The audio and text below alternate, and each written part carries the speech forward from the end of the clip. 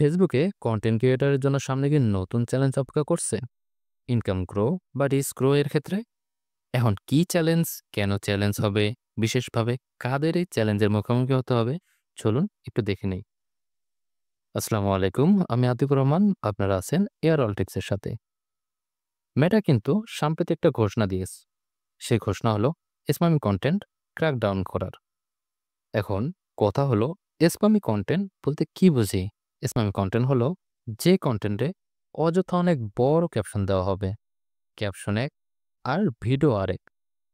এক্ষেত্রে আমরা যেমন অনেকেই 10 আননাউন ফ্যাক্টস অ্যাবাউট বিএমডব্লিউ টাইপের কন্টেন্ট দেখি, এরকম আর কি। অনেকে আছে আবার অনেক বেশি হ্যাশট্যাগ ব্যবহার করে।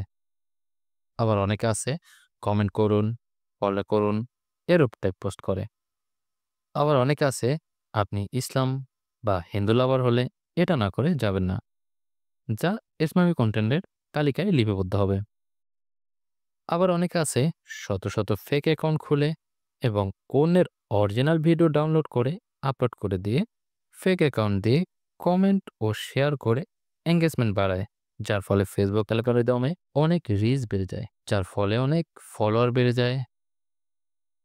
এখন থেকে সে সকল পেজ বা প্রোফাইল থেকে পোস্ট করলে ফেসবুক রিচ কমিয়ে দিবে, সাথে সেই পেজের কোনো কিছু রিকমেন্ডে থাকবে না, যার ফলে মনিটাইজেশনেরও সমস্যা হতে পারে। এমনটা করলে যারা অরিজিনাল কন্টেন্ট ক্রিয়েটর তাদের জন্য আসলেই অনেক ভালো হবে।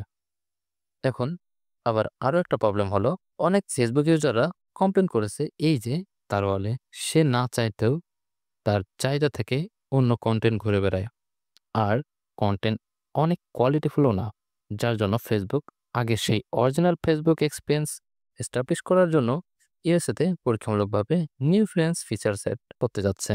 যেই ট্যাবে ঢুকলে শুধুমাত্র আপনার ফেসবুক ফ্রেন্ডের পোস্ট, কন্টেন্ট বা যেই টাইপের কন্টেন্ট তারা পছন্দ করে সেই টাইপের কন্টেন্টই সামনে আসবে।